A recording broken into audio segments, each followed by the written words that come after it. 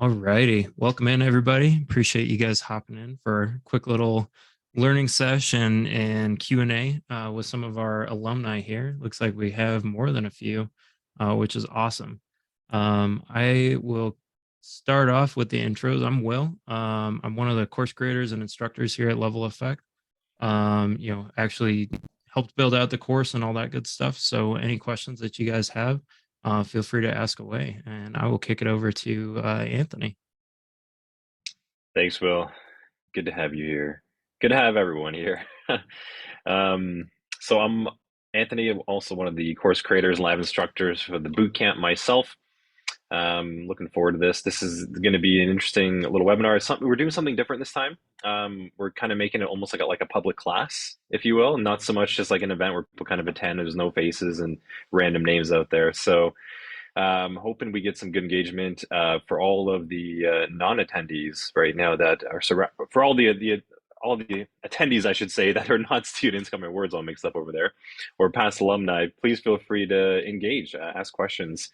This is all for you as well too. It's not just about us going over things with the students or alumni ourselves. So we want it to be open-ended. With that, I'll stop rambling at this point before I fumble my words even further, and I will then just send it over to Jake and then over to Matt. All right. I am Jake. I'm a former student. I actually just graduated from the last cohort. I still have to take my exam, which I've got coming up in the next week or so. So that'll be fun. Yeah, I'm excited. I'm actually on the red team side. So I actually accepted a job doing red team stuff. But the course does teach a little bit of both. It's mostly focused on blue, but we do have some fun with red team stuff as well. So, all right, Matt. Hey there, everyone. Matt Ellis. I finished up, I think back in August was when my cohort ended. Since then, I'm doing cyber threat intel, doing a lot of OSINT work, and kind of similar to Jacob there, where the class does focus in on a lot of cyber defense analyst skills, but I'm still able to use those on the CTI side, even though that's not directly my line of work. But happy to be here. Awesome. Thank you guys for hopping in. Thanks, guys. Yeah. Yeah, no problem. So before we kick things off, I wanted to do like a quick little agenda here. So we have a couple slides just kind of covering like the two topics that we were going to get into. So what is a script kiddie for one, if we're hunting skids, and two, what is persistence and what is its role in a type of compromise? So we'll go over those real quick. We'll have kind of a live demo where Jake and Matt will flex their skills, talk through some of the ways that they would go through looking for a type of persistence with a given sample that we've given them, and then open it up to asking any questions. All that said, if you guys do have questions in the meantime, while things are going on, feel free to drop them in the chat. Anthony and I will be monitoring that. And we can go ahead and get things rolling. I'll go ahead and share my screen here. All right. Can you guys see this okay? Awesome. So first off, what is a skid or a script kiddie? Traditionally, you'll hear these guys referred to almost like as like a derogatory term where it's like, oh, you skid. It's traditionally someone who's like looked at with less experience and understanding. They know enough to be able to run scripts that can actually affect somebody's network, but they may not know exactly what it is that they're doing or what's going on behind the scenes.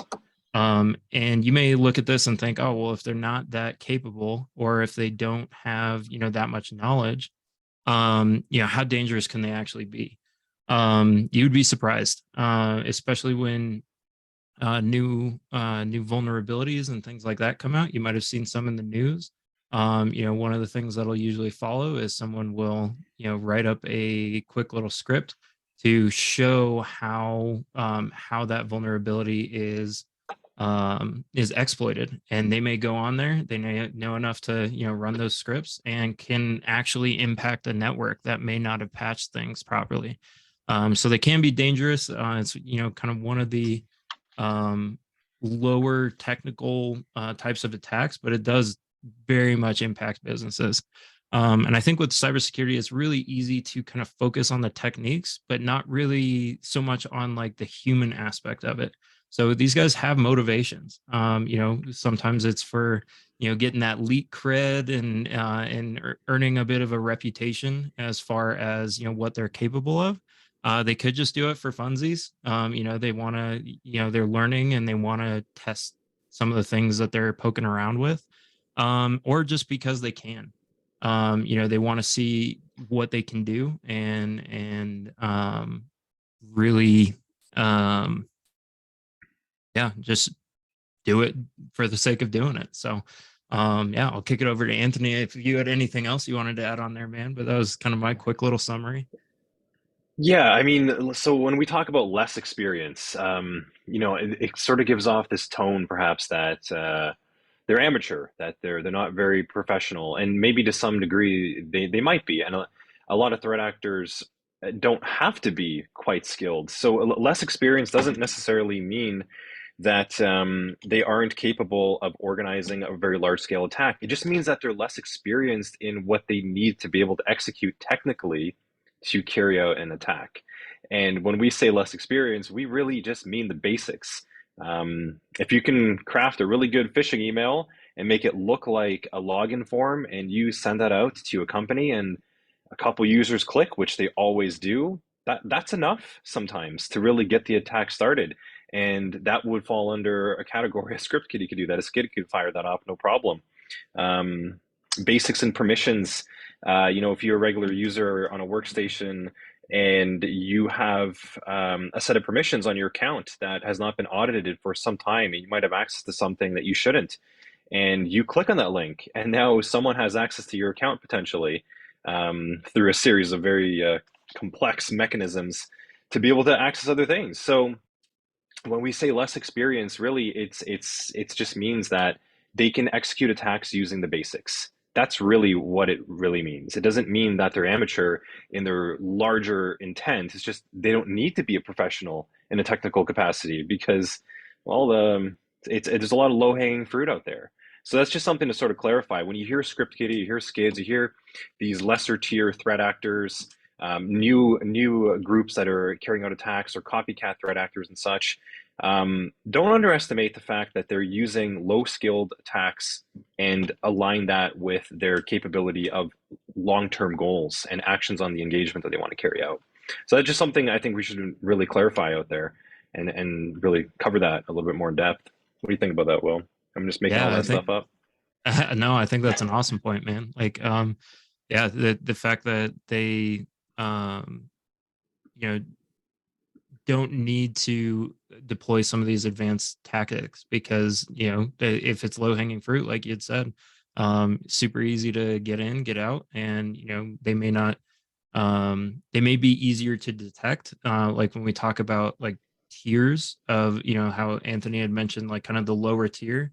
If you're implementing a security program, this may be like one of the first, like quote unquote tiers that you want to knock off. Is like, how do we protect ourselves from this thing, or this threat group, being like, you know, kind of the lower level, low hanging fruit actors. So then we can start to harden ourselves and start to look for more advanced type threat actors like the cybercrime, even working our way up to more advanced persistent threats and state actors. So I think that's a great call out, man.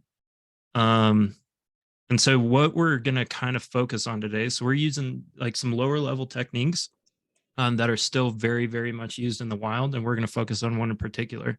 But before we get into that, want to talk about what persistence is. And usually you'll hear this, you know, talked about in the, you know, you'll hear like the Lockheed Martin cyber kill chain. You know, what is the progression of an attack, basically. And so if we kind of put our threat actor hat on for a second and we try and think about, well, how would I compromise X network? Or, sometimes I think it's fun, like if I were to try and hack Anthony right now, I want to try and get in his network. Well, what would the steps be that I need to take to get there? So do I need to do research and know what Anthony's attack surface looks like, what IP addresses he may have publicly exposed, what's open on those? Yeah, send an email and win the game. Do I have his email address? So those might be some of those initial reconnaissance type steps. And that's just kind of very blanket. You can do a lot, especially with how Matt had talked about. He's doing a lot of OSINT. Like there's a lot of information out there that you can use for this type of step. But then, once we actually craft and figure out how I'm going to try and get into Anthony's network, I need to hold on for dear life for the access that I may get. So if I send a phishing email to Anthony, one of the first things I'm going to need is making sure that I maintain that access, because otherwise, it wouldn't make sense if I have to send a phishing email to Anthony every time I want to get access to his machine. So one, how do we maintain the permissions that I gain access to? So if I have his user account, I want to hold on to that and maintain that access after reboot, after he logs off, maybe on a schedule and things like that. So, and I'll kick it over to Anthony if there was anything else you wanted to add there, man. No, I think that it's a really good point. Persistence is something that, inside of our training, we talk about it pretty early on because it is quite important. It's a lot of attacks get fired off all the time, but persistence is key, and not just in life. You know what I mean? It definitely is. Yeah, to throw that in there. Yeah, it's my humor, but it's definitely persistence is quite important on a network because, as Will mentioned, right? To craft another email, get through the perimeter again, to trick a user to do something that they shouldn't do, to coerce them, that still takes quite a lot of overhead to perform. And if you can maintain your level of activity on the network, beyond having to redo those steps of attacks, that definitely expedites your overall attack objectives. And cost is a resource. We think about these threat actors just hopping around and throwing out attacks, and you see these incidents and these breaches happening left, right, and center and such in the news, but they still have a cost. Just like how a company has an operating cost inside of their financial budget for their cybersecurity department, if they have a couple $100,000 set aside for X, Y, and Z, threat actors are very similar. They're funded in their own ways, through different avenues, which we won't talk about in this webinar, maybe another one. But or maybe we'll get Matt to talk about some of the intel that he's been firing off that he can publicly say at least. But it's they have their own budget, right? And that's what I'm trying to get across here, is that persistence not only just means that you have a secure network, but you're also drastically bringing down the ability for a threat actor to reproduce or recreate their attack, not just on you, but on other people as well too. Like, you're draining their budget. Just as they attack you and get through and drain your budget, by you cutting them off and nailing persistence, you're also draining their budget. And that's something that I don't think people really think about, that it's not just about some cool security trick. You're actually also doing quite a bit of good at the same time, and draining their funds and resources. That's the way I like to look at it too. Nice. Awesome, man. Well, I think let's see. So to Jake's point, he said Glassdoor just came out with an article that shows that ransomware as a service that run and organized like a business is becoming more and more common. Yeah, exactly. Exactly. They're just as organized as a franchise or anything else. They're starting to kind of build that corporate structure because it works. They're even hiring like HR people, the entire, like the whole 9 yards. They're basically building a whole organization around ransomware as a service because they can make that much money. Well, yeah, I mean, they've been able to establish it's a product, right? Like they have a product and people are buying into it, just as like any other business does, except this is organized crime. And this is crazy, huh? When you think about it. Matt's dropping a link over there. Soon we'll start to see like LinkedIn ads for like ransomware operator and all that stuff. Job postings. Yeah, hopefully no ransomware boot camps, you know what I mean? Yeah. Just don't want to see that popping up. Alrighty.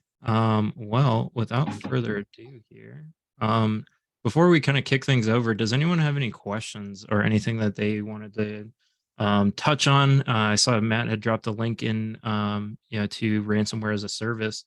A nice little CrowdStrike article there. But does anyone have questions with anything that we covered before we kind of open it up into the live walkthrough from Jake and Matt?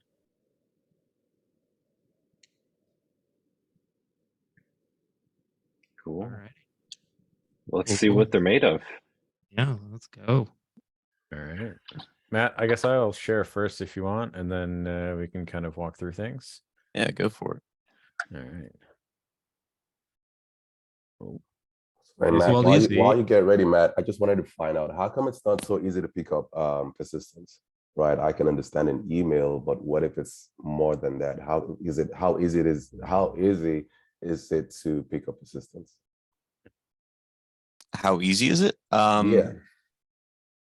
It all depends. I'd say, oh, yeah, they got me saying it now. It depends. I'd say it's probably the hardest part because there's so many ways to kind of hide it in the actual operating system, like the services, in registry, scheduled tasks, things like that, where unless you know what everything's supposed to look like and like really know your systems, something might not stand out. Whereas, you can see an email come in that you probably shouldn't click on, but some people like to go to their spam or promotions or whatever, like Gmail kind of categorizes that and just look.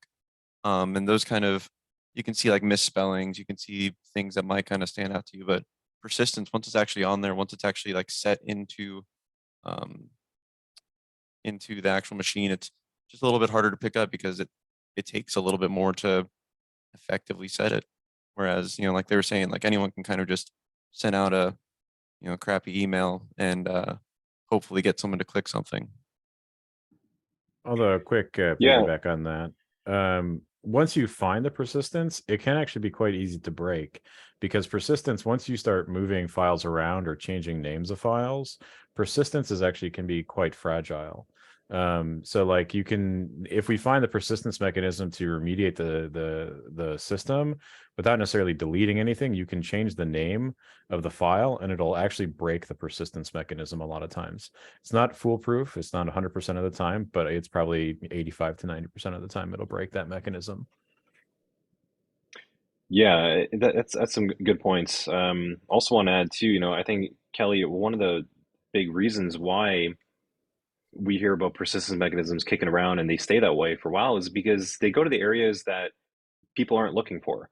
That's really it at the end of the day. Like imagine like you lost something behind your couch, and how often are you really going to move your couch around and look back there? Maybe like every 6 months, maybe a year later you take it out for a deep clean. Oh, like geez, that's where that sweater went, right? It's the same kind of thing with persistence. It's unless you know to look in those areas or it's part of your routine, and that's what I think these guys are going to show tonight. Is that there's areas that you have to look and you have to look manually. There isn't always tools that can just provide all that visibility for you. So that's why once persistence is set, it's not hard to find because it's not where you're looking for as well.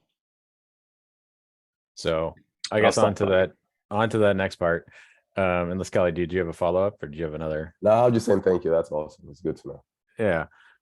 So one of the tools that we can use, it's a little bit, can be a little bit of a manual slog at times to find persistence, is called auto runs.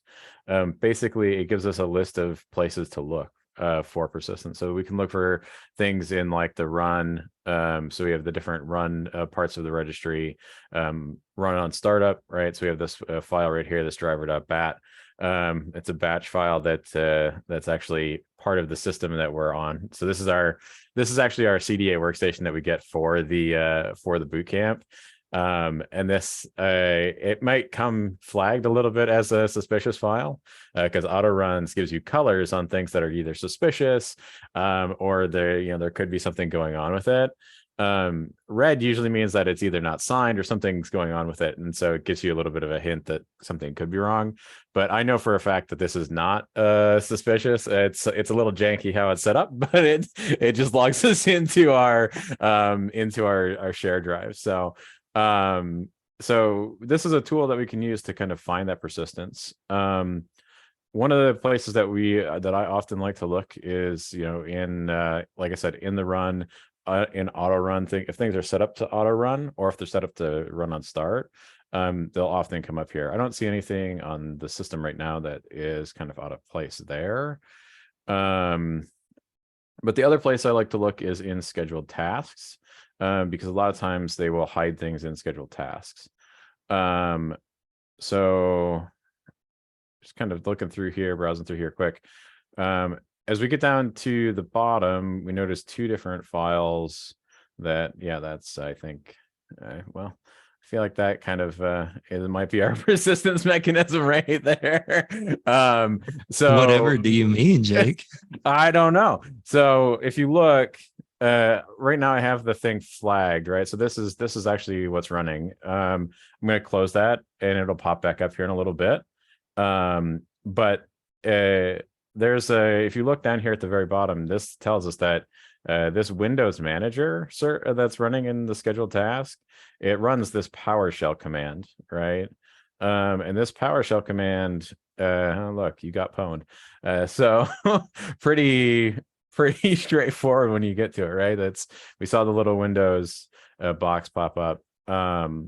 So we can see that is most likely going to be our persistence mechanism. A lot of times what I'll do is, especially if I'm having to write a report, I will actually, let's see, do I have Greenshot running on my machine? I will take a quick screenshot of this and put it into a file, and I will also look deeper into what this might be. So auto runs, if you double click on things in auto runs, it brings it up.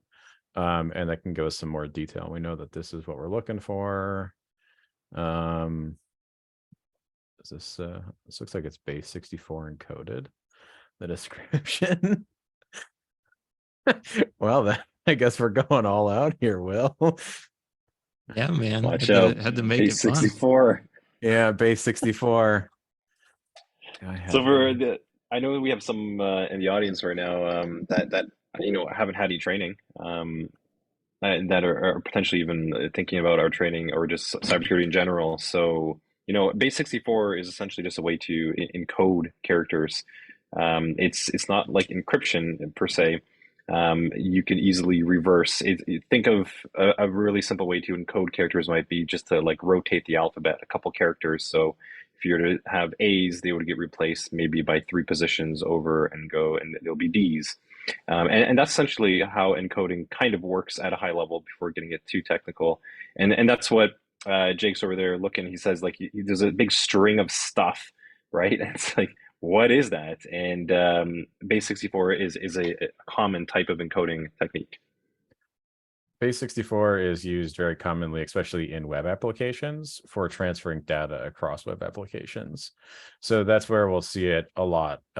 You'll see also, you can see it if you're running commands off of a web app into the machine. You can sometimes see the machine actually run base 64 encoded commands, which is something that happens sometimes to help obfuscate what's being done. So it looks like this is actually base 64. I'm using a tool called CyberChef. CyberChef is a cool little tool, has a lot of different little plugins. So you can convert things to base 64, convert things from base 64, plus a whole lot of other kind of encoding and different things inside of CyberChef. It says you win this time. All right. Got to learn more. Nice little plug here for level effect. Oh yeah, totally shameless. All right. And going back to that task scheduler too, you can start seeing information like the trigger. Like Jake said, it's going to keep popping up, and you see on there it says that it'll repeat every minute indefinitely because they hate us and want us to keep saying this every single minute, no matter what you do. And so you can start getting a lot more information as you start really digging into the task scheduler there, find out everything that it's set to do. This is one leg of what we were taught. It was called the triad, right? So it's a triad technique that we use for finding different parts of the malware that are running. Persistence is a major mechanism that we're always looking for. But if we get stuck, right, we can look at some other tools. Like we can use Process Explorer, which is another one. And this actually can be really good to see what's actually running on your machine. It's like a advanced version of the task manager, right? So as you can see, I have the process is running again. I know that it's running from PowerShell, and it makes me believe that this is actually what it is, right? So we have PowerShell here because I only have one instance of PowerShell running. And this again can confirm what exactly is running, right? So this here gives us a little bit better view of what that system command is. So again, if I'm going to write a report, I'm actually going to copy this out and I'm going to see exactly what it is. I might actually reformat this a little bit so I can see it a little bit more easily. There's a lot of parts to this.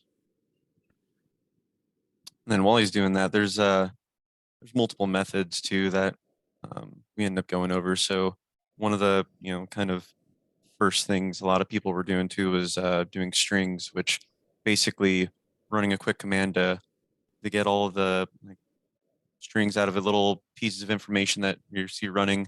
With some of these kind of executables, you'll see, I don't know, a bunch of like random stuff that doesn't make sense, it's all gibberish. But as you scroll through, eventually you might see something that looks like an actual command you recognize. So similar to what you're seeing on the command line there that's highlighted, you'll actually see that in the strings if you run it. And just, you can output it to a random text file, open it up in Notepad, and just kind of scroll through if you want. You can do it all through PowerShell, all those sorts of things. And there's also plenty of tools that do this more efficiently, but these ways kind of help us figure out where to look first. So just in case there is something that pops up that doesn't get detected as easily by a tool or anything like that, knowing some of these kind of places to look really helps. Yeah, I'm looking. So one of the things that he was talking about with strings, that Matt was just talking about with strings, when you actually look in the properties of a running process, if you have the .exe, this is actually the strings for PowerShell. So because it's running a PowerShell command, it's actually running PowerShell. When you run strings on it, you're just getting the strings of PowerShell. So this right now would not be very useful. It can be useful at times if you see like process injection, which is an attack technique where you can inject malicious code into another process. But I don't think there's anything here. I mean, this looks pretty stock standard for the PowerShell. I've unfortunately looked at PowerShell more times than I care to admit, because it's a thing that you do sometimes. You go, yeah, I wonder what this command is. Oh yeah, okay, great. So from here, what I would next do is, now that I kind of know where things are running, I would start to look at if there's any other kind of mechanisms that are running. Yeah, PowerShell is, let's just say I've had some trials and tribulations with PowerShell myself, man. So we can, a lot of times with things that are going on, we can take a look here back in the scheduled task and see if it's actually running out of a DLL or if it's just the command that's running. But I believe it is just the command that is running. So if we dig deep here, yeah, so it's, let's see, this one. Yep, just start program PowerShell. So we are just running PowerShell. So the next kind of steps I would look at, like I said, was to see if anything else is running, which means I would either go back to auto runs to see if there's anything else particularly kind of unique that I'm seeing, or if there's anything else in kind of the spots that would normally be for persistence. I didn't see anything, or I don't see anything currently. And then I would start thinking about like remediation steps, right? So remediation is kind of the next step once you kind of figure out what's going on. Like, how do you terminate this from happening? Because if I just keep clicking OK, it just keeps coming back over and over and over again. So Matt, do you maybe want to talk a little bit about how we might remediate something like this?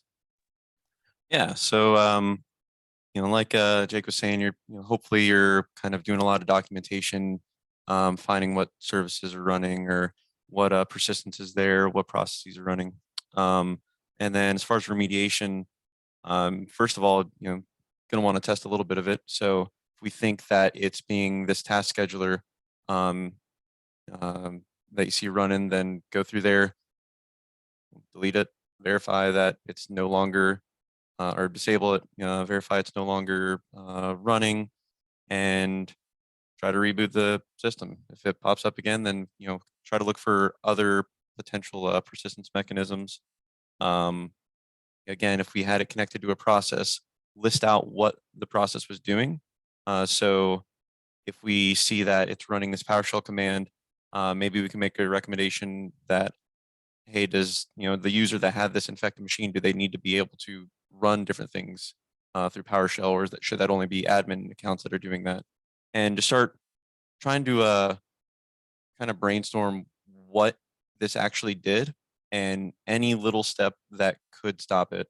One of the common ones is if you do find the actual executable or DLL, a lot of people do like to do the hashes for that and add it to any kind of detection strings, and it is helpful, but that's like the base level of kind of remediation, because these things change all the time. It's it'd be very easy for some of the folks who know what they're doing, some of the threat actors, to actually change some of that and still get right back in the system. So just finding all the details you can and being able to list out a remediation for each step along the way, kind of side by side with your documentation. And then I think a big part too is one thing you go over through the entire boot camp is the actual executive summary, or just a so what. So cool, we listed out the technical info for any of the nerds like us who want to actually know what's going on.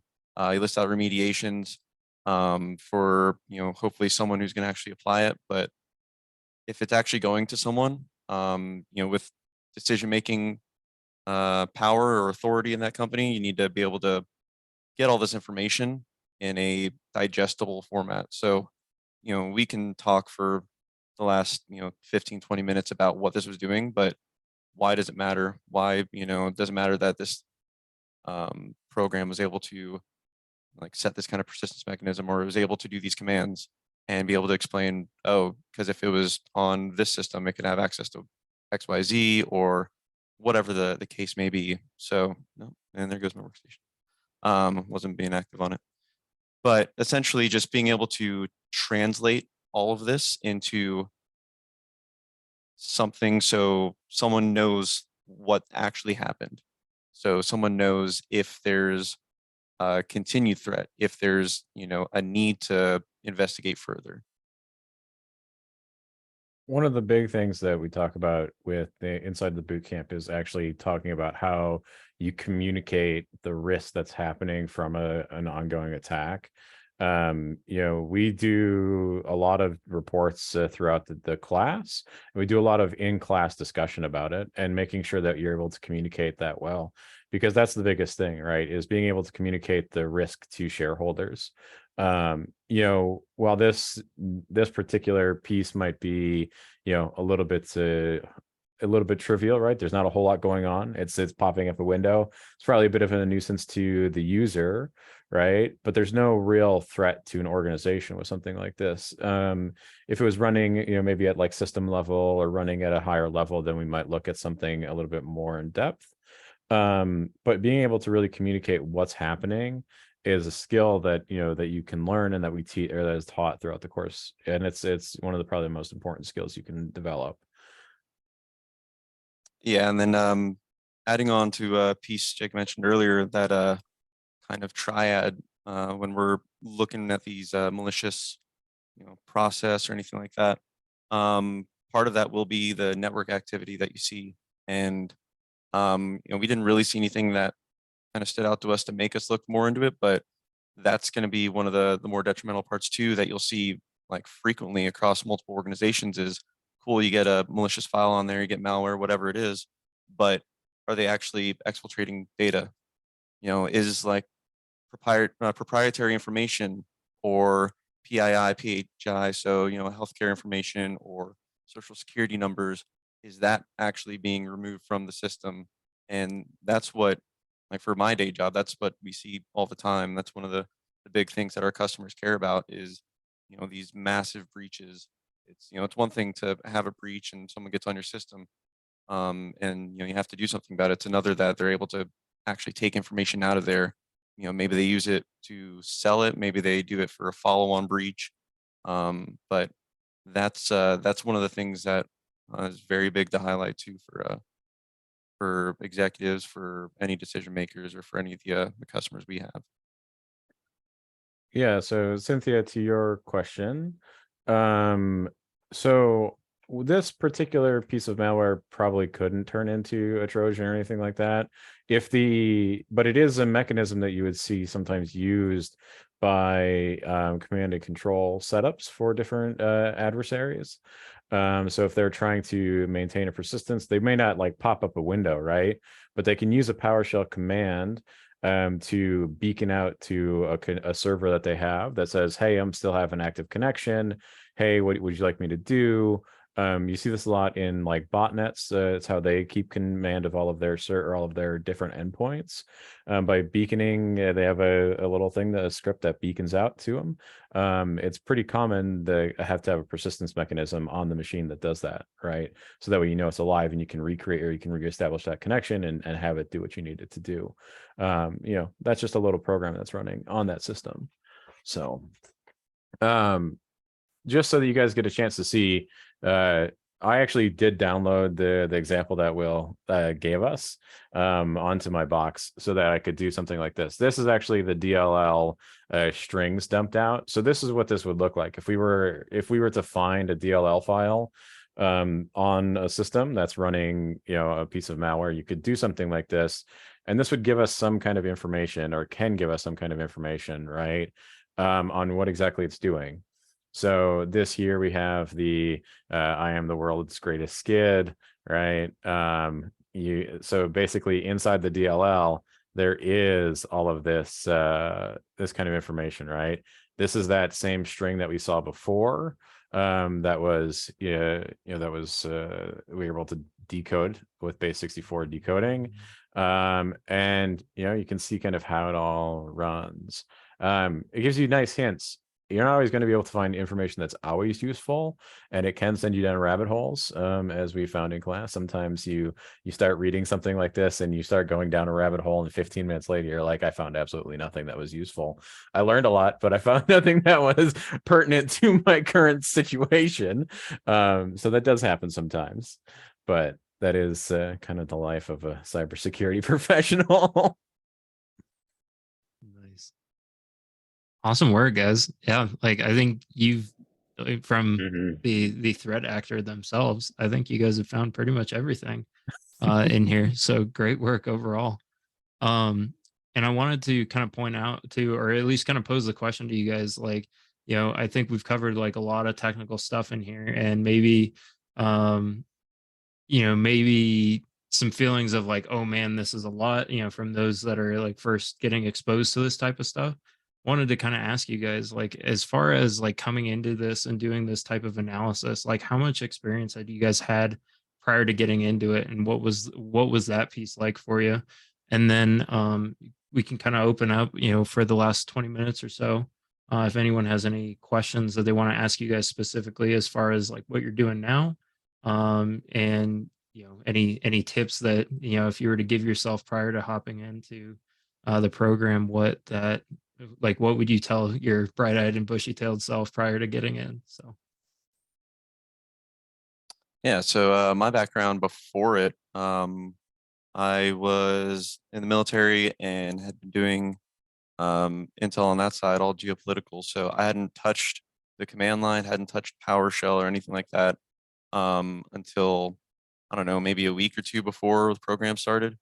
So it was all new to me. It was all, I was a blank kind of canvas for them to, try to train into a cyber defense analyst or cyber threat intel kind of expert.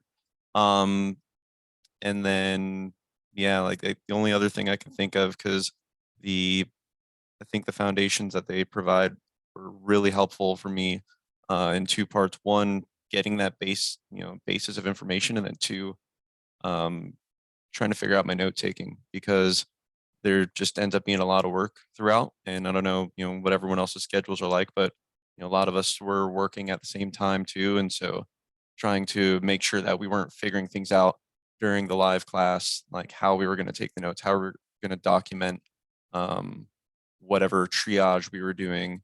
And I think making sure you have that kind of set up beforehand really, really helps you in the long run. I have a kind of a very different background. I actually come from an arts background.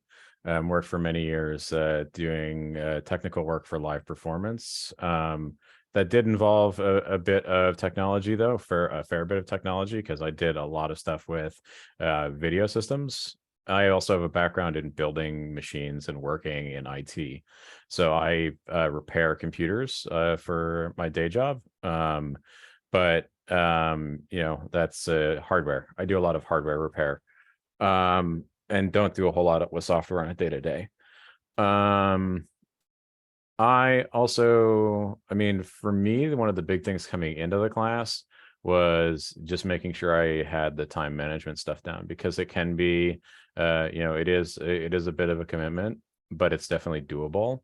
And it's making sure that you just you're committed to the time that you need to learn the material. It's the stuff is broken down into blocks, and it's very easy to digest. You can do it in like 20 or 30-minute chunks, and then walk away from it for a little while. But that was my biggest thing, was just making sure that I had set aside time to do it, because it's I was making a commitment to myself that I'm trying to make a career change, and that this is the direction I wanted to go. And it takes a little bit of a commitment, because you're learning a lot. As they like to say at the beginning, they point a fire hose of information at you, and you just kind of have to hold on until the very end, basically.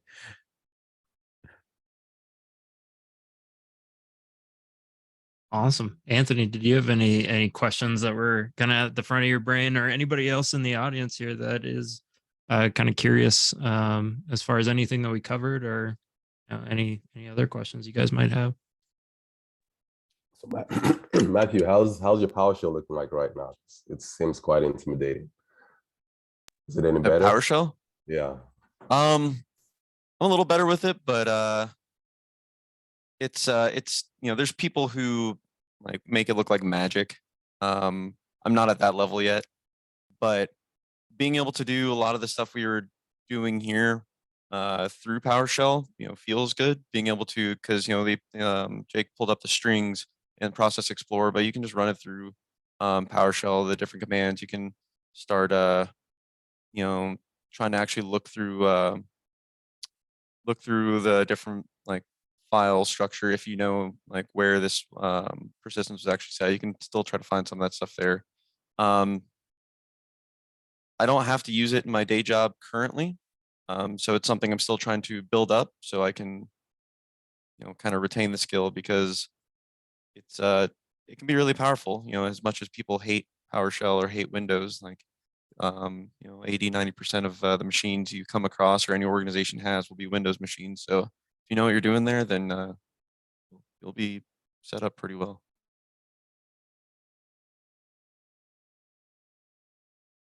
I guess I come from a. Oh, go ahead, Anthony.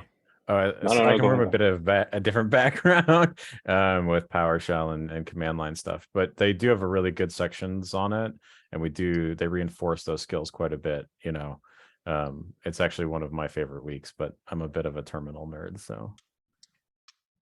I got a question for you guys, but first we're going to cover, Cynthia's got a question over here asking about, do we need to be fast typers to be in cybersecurity? I hope not, 'cause I'm not. Yeah, I was going to say it's. I don't. I wouldn't say it's a requirement. At the end of the day, the less we can do of like, I guess, the building block tasks of like typing in commands and building things out ourselves, the less we can do of that, the better.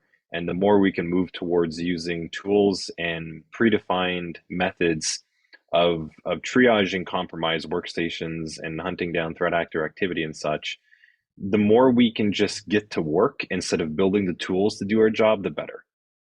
And that's something you need to think about there. That's really the answer to that question is like, you can, if we didn't have tools, probably there was a time where everyone needed to type really fast and put out really good code and build tools, but we've got a lot of great tools already. So it's more like just learning how to use them and being effective with your job. Your type speed is, I would say it's something you should feel comfortable with, but you shouldn't feel like you need to have like blazing fast fingers on the keyboard kind of thing.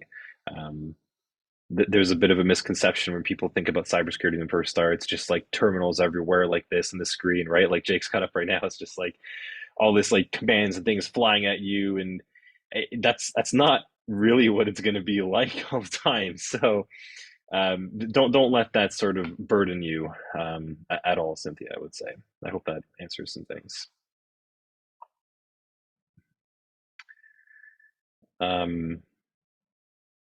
Cool. The question that I wanted to ask you guys over here was, you came from different backgrounds and you kind of converged into your training at similar states, I would say, in sort of similar ways. Um, when you first started to learn about the different ways like Windows could be compromised, um, what was your like reaction as you learned and started to figure out all these different ways that the operating system could be compromised? Like, did anything jump out at you in that?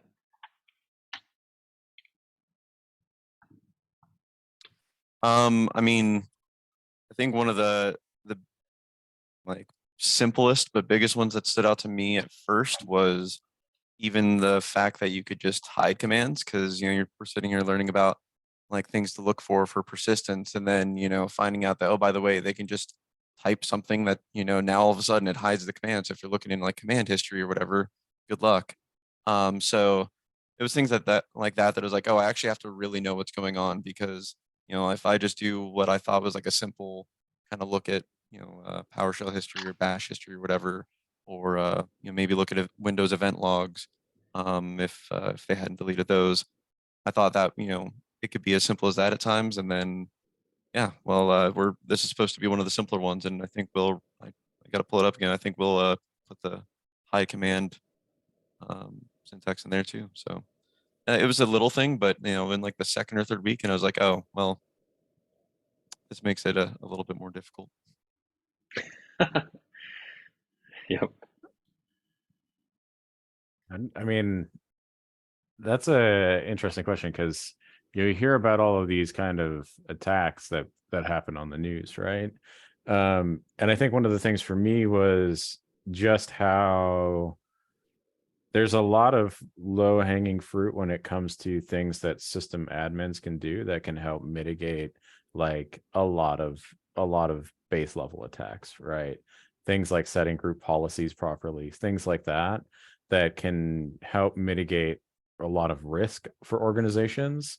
But then you still hear of these major companies that have really good IT infrastructure, and then it's like, yeah, some dude in accounting clicked on a link and basically got ransomware on the entire corporate network. It's things like that sometimes boggles my mind. That's that for me is probably one of the biggest ones that I was like learning. And then also learning that you can do things like basically sandbox a user to an extent, with different group policies. Like that's something that you don't think about, because when you're on a home network, it's not something you necessarily do a lot of, unless you're Will. Yes. Unless you're Will. Unless you're Will with his home lab. Yes. Detonating ransomware left and right over here. Yeah. We have a few questions in here. So from Sushant, what should one do if he or she by accident clicked an unknown malicious link? That is a great question. I think kind of starting off, it would be, and this is something that we cover in the class pretty heavily. But, in order, like we've seen here, right? Like, we have to kind of try and get an understanding for what did it do. And so initially, like I would try and trace and see like if there's anything in the logs or using some of the tools that these guys had kind of demoed here, like what's actually happening on the machine. Is this something that we need to do some more research into and kind of figure out what actually occurred, to kind of get an idea for what that link actually did. Did it install files on my machine? Did it redirect me to a new page? Like there's lots of different things that would come with that. More often than not, I would say in probably like an enterprise environment, or even on like your own home machine, if you take regular backups, probably the most clean way of recovering from something like that, would be to revert to the last clean backup that you have. That's probably like the most stable kind of nuclear option that you would have to recover from something like that. But if it's in a lab environment or something that you're kind of researching, I would poke around all day, try and look and see what the network traffic looks like, see what different applications are running, and try and get an idea, just like these guys have done, to see what else might be happening on that machine. What do you think, Anthony? Yeah, I think Sushant, with a little bit, it kind of depends where your technical skill is at. I mean, if you have some technical chops, if you've done a little bit of training, like these two fine gents over here, they know what to do. Like they have tools, they'll be able to hunt down. There's the three core areas. There's the persistence that we're talking about today. There's process, and then there's network. And in those three areas, you kind of hone down your triage and you look at like, is there network traffic beaconing out? And you can use commands. You can run a netstat command to look for that and see what's actually, if is something now listening, is something coming out, going outbound. For persistence, they use the auto runs tool over there, and that kind of spun everything up and showed all the various different scheduled tasks and things that might start up inside of the Windows workstation upon boot. And they also were running other tools. Sorry, I'm looking at your screen now, but they were looking for other processes as well. Seeing like what is the parent process, what was the child process of anything running. And you start off in those three areas and you've quickly been able to identify what has happened. And that's if you're technical, right? If you're non-technical, perhaps, then the best things you can sort of do is like, what is happening on my screen right now? Like, did a browser open up? Is there a pop-up that says I got pwned, right? Like in the class tonight, like did that pop up? Oh crap, that's kind of bad, right? Like if you're a non-technical user, what do I do now? So I mean, in that case, we definitely recommend, if you are non-technical and you have an antivirus tool on your workstation that on your PC that's running, you could run that to be able to track it down. You could yank the network wire, turn off your Wi-Fi, so just in case. So if anything's trying to like beacon out, you can cut it off right then and there. And then you can restore a backup if you had one from like the day before. So that's why backups are so important. But beyond that point, if you're non-technical, you definitely want to start reaching out to a friend or someone that can assist you and inspect your workstation further, to verify or at least give you a clean reinstall. And that's really kind of how it could go as a non-technical user. It's kind of hard to push further from there unless you want to teach yourself some things, and that's why we have us in cybersecurity to help people out when they kind of get hooped, because it's a lot to learn, right? Like these students go for training for like 4.5 months with us and get grilled, and then they're able to do these things. So the non-technical user at home is going to have quite some difficulty. It's a long answer. I hope that answers Sushant. Yeah, thanks for explanation. Good stuff. Cool. I think we had another one. Hold on. Yeah, Cynthia asked, and I know you're going to be super biased on this one, Anthony. If we had to learn a command line, which one is better, Linux or PowerShell? I mean, I have both of them open technically on my screen right now. Yeah, so Cynthia, like you can't you're gonna hear this so often. That's why Matt even caught himself earlier. He's like, and it's happened. I've now answered with it depends because it does. There's really like everything is almost like an apples and oranges question in cybersecurity. So I think the question there you may want to maybe think about and consider is what command line language should I learn to secure Windows or to secure Linux? That might help you with a better way of thinking about it. In this case, if you're working with a Linux workstation, you'll want to know Bash inside out. Or if you're only going to live and breathe in Windows, you should probably start focusing on PowerShell.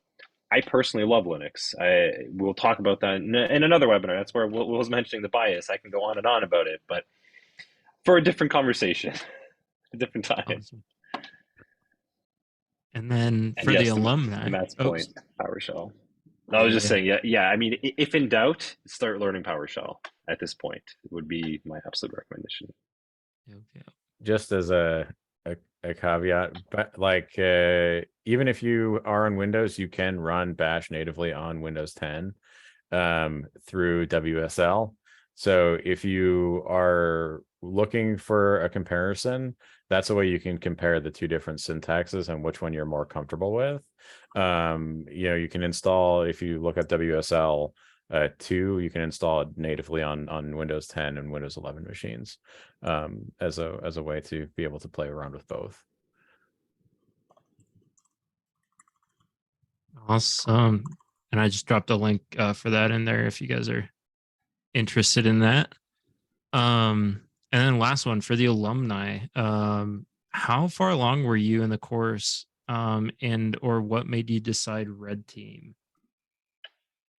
I guess for me, so I actually started off the course with some training doing red team stuff on like Try Hack Me and Hack the Box stuff that's kind of accessible to the public pretty easily. I did, when I was looking at transitioning into cybersecurity, that's kind of the route I had started at.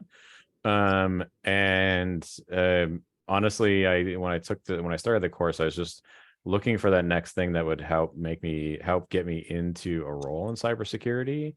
And really it comes down to really, I'm more of a purple teamer. I like both. I like the knowing how to triage what you do and understand what's going on that side, because it also helps you become a better red teamer. So I like to kind of walk the line of both. It's just that red team for me is I find it to be the mindset of being an attacker is very interesting to me, and it's something that I want to pursue more at this particular time. Who says that in 5 years I might end up switching sides and being more on the blue team? But really, I'm probably going to go more of like adversary emulation. I've got a question. So I've heard that once you set up with blue team, it becomes difficult to transition into a red team. How true is that? Or into the red team? So I would say that I mean that was my traditional path actually. Like I went into this field starting in governance, risk, and compliance before moving to some analyst and engineer work. I ended up teaching myself more the red teaming side before I got into consulting and pen testing full time. And I found it definitely was easier at that point. Actually, with the experience, especially when you started to deliver red teaming type of work. Red teaming is heavily built around the concept of being able to compromise some of that low hanging fruit that we're talking about today. And in order to understand that, you have to have either done some defensive work or at least really understand operating systems and networking and how they both work fundamentally. So it's definitely not going to hurt starting on one team or the other. There's definitely complementary skills. I think a lot of it is just how you would frame yourself at that time.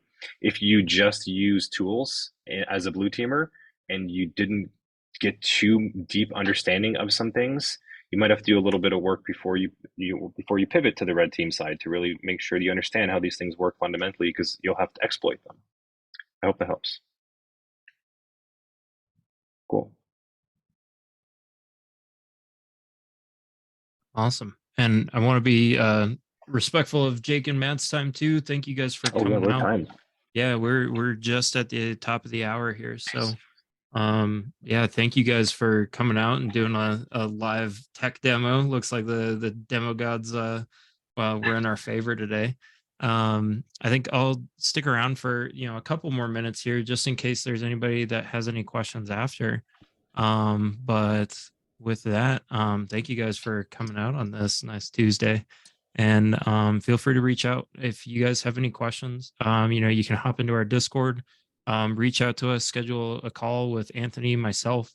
I don't want to speak for any of the alums here, but I'm sure a few or more than a few would be willing to talk to you guys about their experience if you guys have questions. Getting it straight from the horse's mouth instead of the instructors talking at you guys a little bit more. But. Yeah, definitely. Big thanks, Jake and Matt. Thanks for coming by. I went by really fast, so appreciate you guys sticking around and going through all that stuff. It sounds like the audience had a good time. Yeah, anytime. It was a lot of fun. I'm glad you enjoyed the sample. Awesome. Cool. Ready? We'll go ahead and stop the recording here.